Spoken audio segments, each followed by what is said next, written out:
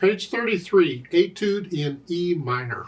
We got a new thing called a finger substitution. I'll talk about that a little later. Now, I'm assuming at this point that you have gotten to where you can read the notes and the rhythm's okay. You don't need me to spoon feed you things. Otherwise, I suggest you go back to book one and go through it carefully and slowly and learn to read the music and learn to count the rhythms correctly. I would assume you can do that. Let's talk about this etude. Look it over. It's 1 page long or 4 lines long. That doesn't mean 4 lines equals a page. It just means in this particular book, in this particular publisher, on this particular page, 4 lines happens to be the page. Treble and bass clef, 1 sharp in the key signature is so it's either in G major or E minor. However, it's in the title, E minor, so I assume that's what we're in. But for the scales, I'm going to do both. That's G major scale and the E minor scale both. So I just do that for the key signature. 4/4 time signature. You can take it one hand at a time. I mean, the first line is just an E minor scale. Harmonic minor, if you're doing the scale in the video, you sight read this kind of thing. Okay, and then measure 5, it's just 1/8 notes. 1 and 2 and. Just bring it up for, use 4th finger for 1 note. Now, I use weight distribution to play the notes. So I'm just passing weight from one finger to the other. I'm not holding the hand still and trying to use the fingers. So I'm here to here, here, here, and here. It's kind of hard to see that it's the technique I teach in scale videos. If you're following that, you can do that. So this seems awkward, but if you're just passing weight from finger to finger,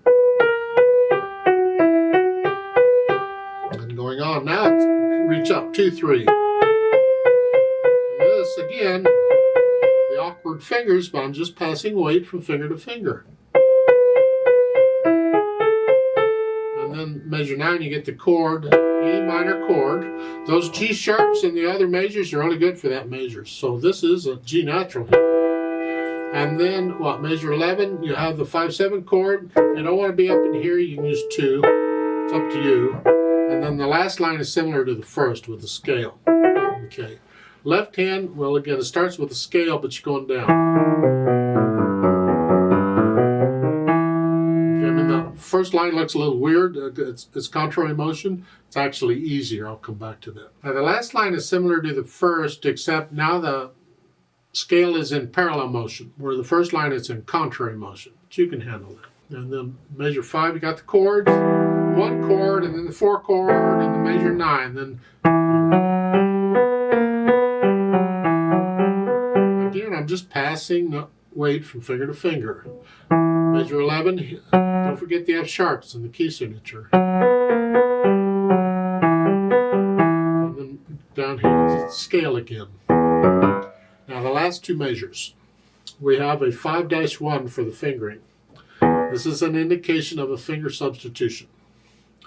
I do a lot of finger substitutions because I like to connect the notes with the fingers. Organ players will do a lot of finger substitutions.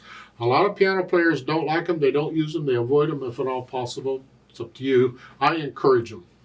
A finger substitution is simply where you put the note down with one finger, any finger, and while you're holding it down, you put a different finger on it. You substitute a finger for it. In the next to the last measure, we play that E with 5th finger.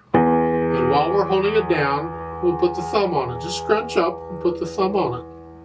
This way, you're in position for the last E, because it has an 8/8 under it. You go down an octave, just reach down. If you don't have the keyboard, a long keyboard for it, play the same E again. In that case, you don't need the finger substitution. And I typically will do a finger substitution immediately, because in a lot of pieces, you have to do it immediately. You got to get ready for what's coming. Here it doesn't matter, but just go ahead and do it immediately.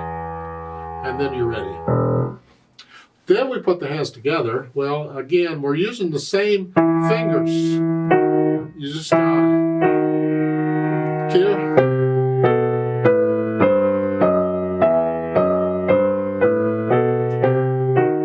I mean, it's an actual mirror image, black notes and everything. It all works out. And then measure 5, you come up here, you just got chords in level. Okay, so you put the hands together and then go back over slowly and carefully and get rid of the hesitations. So it's a steady beat at some speed. Then we think about the articulation, and here it's connected. You lift up for the phrasing, but you got rests in between them, so you have to lift up. So you're just connecting them. Rest, and then a rest. You're lifting up for the rests. Dynamics. The dynamics in the first and last lines, I think it's both hands. Both hands together. Moderately loud. Mezzo forte, just whatever you think sort of loud is. But then on measure 5, it's the hand with the 8th notes. The chords need to be soft. Then measure 9, it's the left hand then. The chords need to be soft. It's my impression of the dynamics. They don't give you any other dynamic. But again, after you get to know the piece, if you get into it, you start feeling it, you may adjust the dynamics a little bit.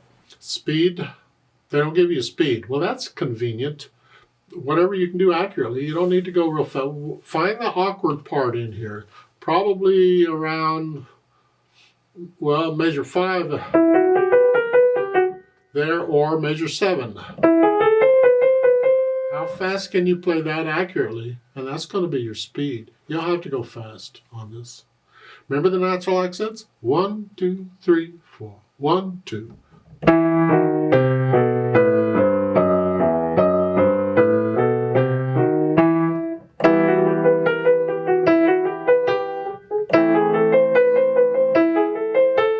One, two, three, four. I force them so you can hear them better. You just want to feel these.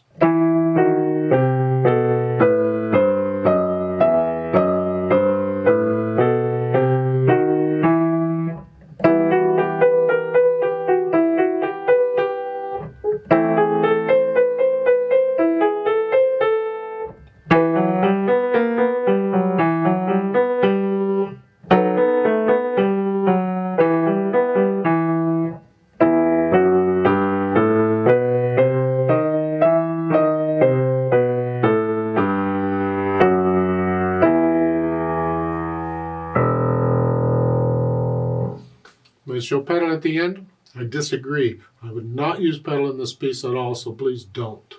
There's no reason for it there. Let's play this together very slowly and check the notes and the rhythms. I'm going to play both hands about the same. I need you to hear everything. I'll give us 4 counts. We're going to go really, really slow because of the 8th notes. 1 and 2 and ready and go, and 1 and 2.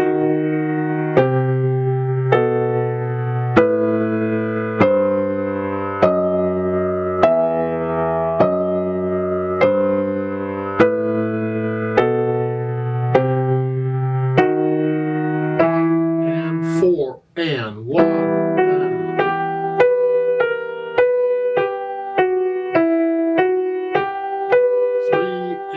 Rest and 3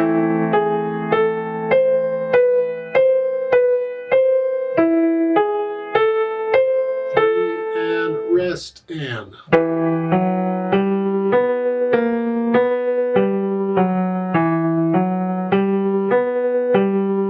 rest and